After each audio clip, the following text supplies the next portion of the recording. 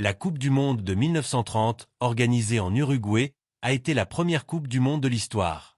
L'équipe céleste a été couronnée championne. Mais dans cette vidéo, nous allons réagir à tous les buts de cette première et emblématique Coupe du Monde de la FIFA, Uruguay 1930. Eh bien, j'aime vraiment parfois regarder des réactions sur YouTube, et j'aime le football, mais s'il y a quelque chose de juste, c'est de donner du crédit aux auteurs originaux. Dans ce cas, Beecine ou Bebecinland, je pense que c'est ainsi que cela se prononce, est une chaîne mexicaine. Voici le profil qui se consacre à compiler de nombreux buts de nombreux tournois. Ici, nous allons réagir à cette vidéo spécifique, en particulier, dans laquelle nous parlerons un peu de l'histoire des Coupes du Monde. Dans cette première édition, nous couvrirons l'Uruguay 1930 et nous nous remémorerons tous les buts tout en discutant de l'histoire de ce tournoi. Parlons aussi un peu de la Coupe du Monde et de l'importance historique de ce tournoi en lui-même. L'Uruguay avait remporté les 2 derniers Jeux Olympiques ou les 2 dernières médailles olympiques de football. C'était la meilleure équipe nationale du monde à cette époque. Et les Jeux Olympiques, ou plutôt la FIFA, faisaient partie des Jeux Olympiques, mais la FIFA a décidé de séparer son tournoi de Coupe du Monde ou tournoi de titre afin de désigner la meilleure équipe nationale du monde dans une compétition distincte. C'est pourquoi la FIFA a décidé d'organiser la première Coupe du Monde de l'histoire après les Jeux Olympiques d'Amsterdam en 1928, et l'Uruguay s'est proposé comme pays hôte. Un autre pays qui voulait accueillir le tournoi était l'Italie, mais l'intérêt de l'Italie était davantage motivé par le pouvoir politique. Benito Mussolini était au pouvoir, et les Italiens voulaient que le tournoi ait lieu en Italie. Finalement, la FIFA a choisi l'Uruguay parce que c'était le pays qui avait montré le plus d'enthousiasme pour organiser le tournoi. De plus, ils étaient les champions olympiques en titre à l'époque, et la FIFA, par l'intermédiaire de son président de l'époque, a décidé d'approuver l'organisation en Uruguay. C'est pourquoi il n'y avait que 13 équipes dans cette Coupe du Monde, bien que 16 aient été invitées. Pourquoi le moyen de transport à l'époque était trop épuisant et prenait trop de temps. Elle pensait que ce n'était pas rentable de voyager un mois entier juste pour jouer 3 matchs. Cependant, des équipes comme l'Italie ont choisi de ne pas participer par vengeance parce que la FIFA ne les avait pas désignés comme pays hôtes du tournoi. Cela a conduit à la construction du stade Centenario et du stade Pocito, je crois, et à l'inauguration de la Coupe du Monde. Ici, nous voyons comment les images de l'époque sont en noir et blanc. Les 13 pays participants sont arrivés. Voici les équipes et groupes participants. Groupe 1, Argentine, Chili, France, Mexique. Groupe 2, Bolivie, Brésil, Yougoslavie. Groupe 3, Pérou, Roumanie, Uruguay. Groupe 4, Belgique, États-Unis, Paraguay. Les équipes les plus fortes étaient l'Uruguay, la Yougoslavie et l'Argentine, qui montraient un bon niveau. Le reste étaient des équipes très amateurs. Bien que la plupart, voire tous les joueurs, étaient amateurs à l'époque, le football était pris plus au sérieux dans des pays comme l'Uruguay et la Yougoslavie.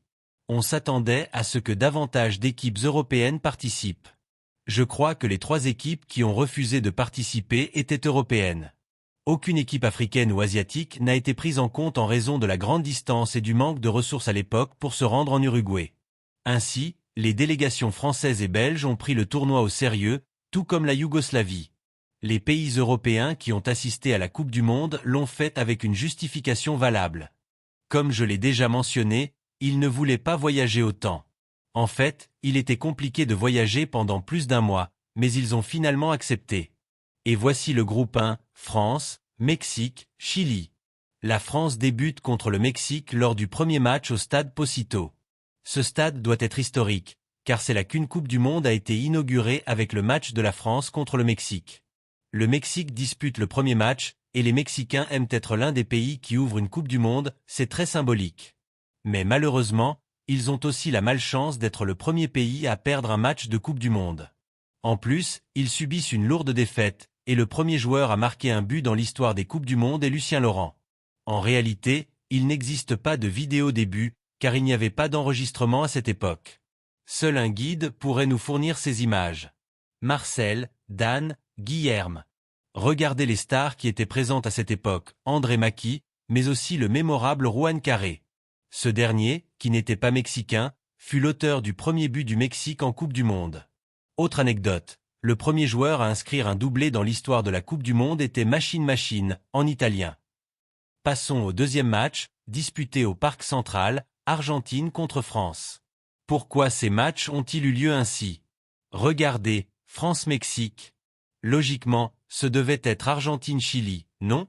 Mais non, l'Argentine a eu un saut dans le calendrier, et le Chili n'a pas affronté l'Argentine lors de la première journée, mais lors de la dernière. Monti et Luis Monti, le légendaire Luis Monti, est l'auteur du premier but de l'Argentine en Coupe du Monde. Nous savons déjà qu'en termes de Coupe du Monde, l'Argentine est l'une des meilleures sélections, classée parmi les 5 meilleures de l'histoire. Ensuite, vient le match Chili-Mexique, où le Chili bat le Mexique 3-0.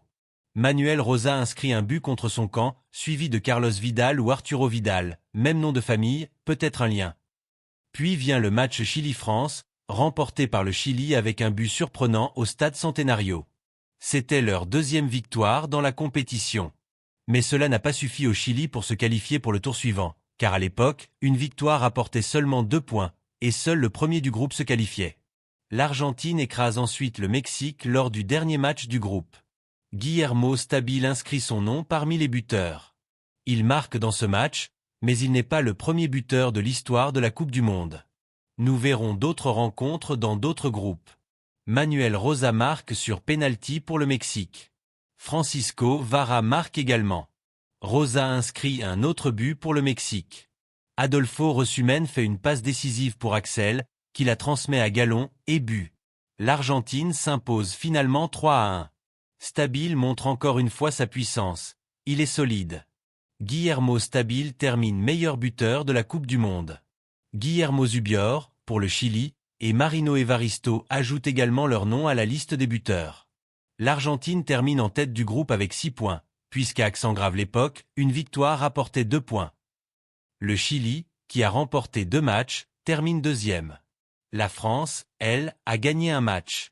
Le Mexique, en revanche, ne remporte aucun match et termine avec 0 points, subissant une lourde défaite. Dans le groupe composé de la Yougoslavie, du Brésil et de la Bolivie, il y a eu moins de matchs. Ce groupe commence par Yougoslavie-Brésil. Le Brésil fait ses débuts en Coupe du Monde avec une défaite contre la Yougoslavie, avec des buts de Carnecita James et Van Beek.